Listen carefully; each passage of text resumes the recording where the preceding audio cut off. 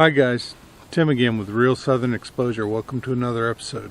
What we're planning on doing today is we're going to end up building a stacking rack out of these mobile home I-beams, 10-inch mobile home I-beams.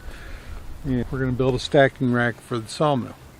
So, do me a favor, grab yourself a glass of sweet tea, kick back, relax, take in a little bit of Southern Exposure. Okay, first things first, going down this 10-inch lightweight I-beam. I don't know what the actual weight of it is, but I know it's 10-inch lightweight. What I've done is I've taken with my trusty soapstone, flatten one side of it, go down the beam and measure out 7 feet.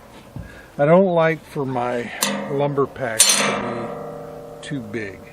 I like them to be roughly between 24 and 36 inches wide, no bigger than that. And the reason for that is one, it uses up more space on the trailer. I can get more packs on there.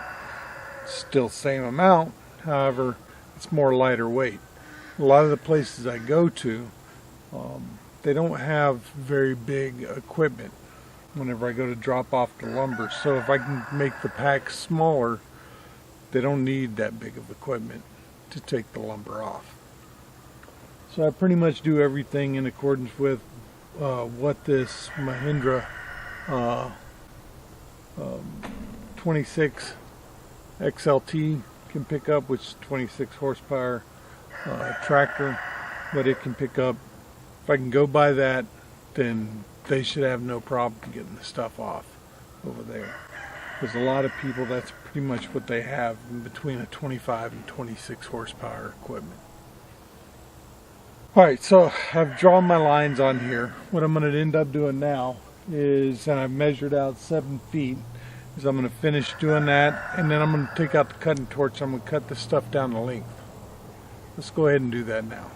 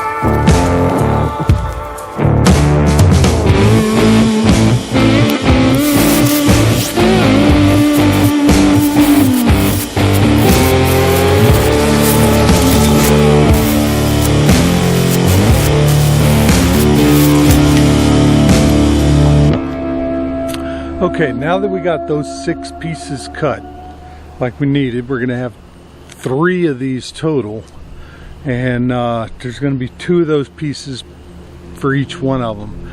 Now we need 6 32-inch pieces of this I-beam. So let's do that now.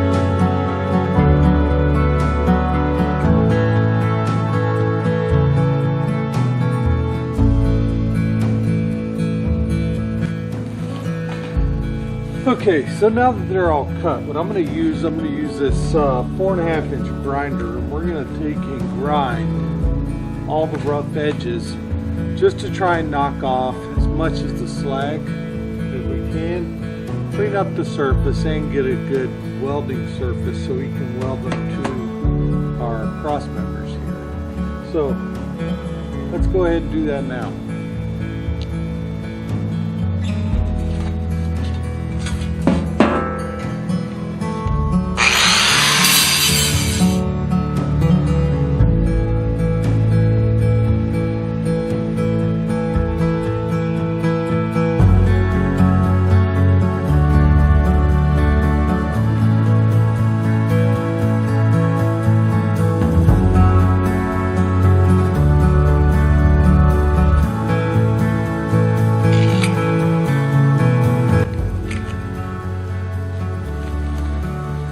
Now with that done, next thing I'm going to do is I'm going to prep the area of the beams.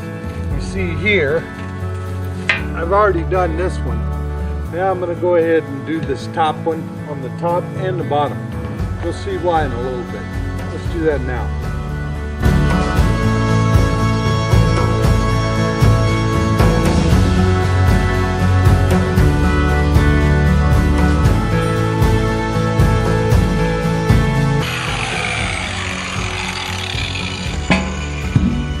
Okay, now that I've done cleaned that up, the reason why I ended up doing that was because the cleaner you can make the material, the one, the easier it is to weld, and number 2, the better contact you make, and 3, the better penetration you get.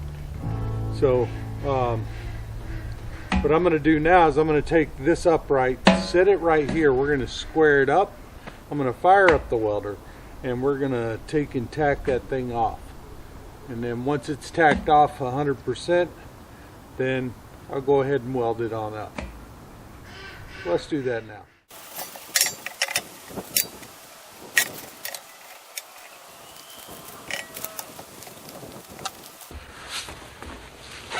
Real quick, before I weld this up, the rod that I'm using is a Hobart 7018 332nd.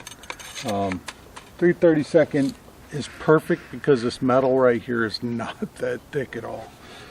I think the thickest portion of this is about 3/32 to 1/8 of an inch. So that 3/32 rod should go through this like butter. So we'll go ahead and get that welder fired up and see if we can go ahead and weld this stuff up.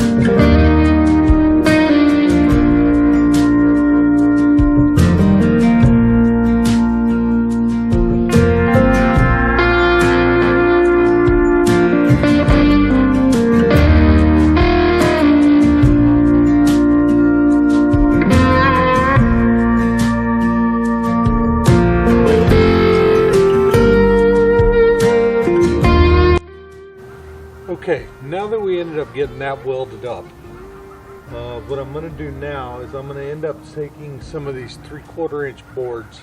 I'm going to put them across here, and I'm going to set the next set of I-beams on top of it. And I'm going to do the same thing for the uprights here and there as well. And what that's going to do, it's going to allow me to be able to move them, shift them around, and because this is all level, it will then in turn make them all level. Hopefully, that's the theory at least. So I'm going to take and square it up on the bottoms and the tops all the way around, and then we'll take and tack it all together, weld it up, and do the same thing for the third one. Alright, so let's go to it now.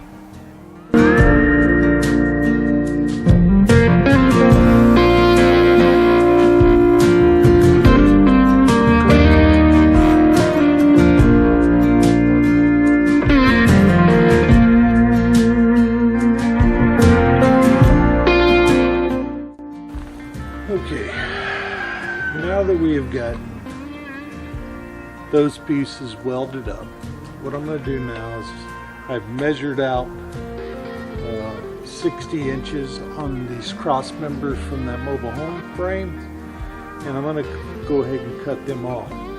These are going to end up being the cross members for the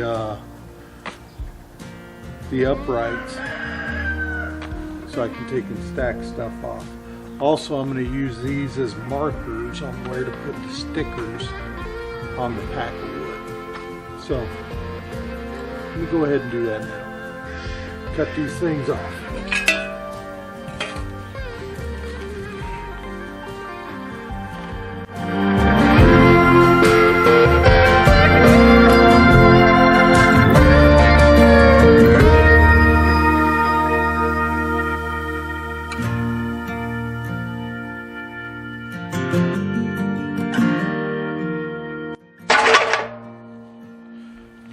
Alright, now that's done, we got some of them that have a couple bends in them, so we're going to straighten those out real quick, mark out the layout on the cross members, and then we're going to go ahead and tack those down, weld them up, and we're going to set it in place.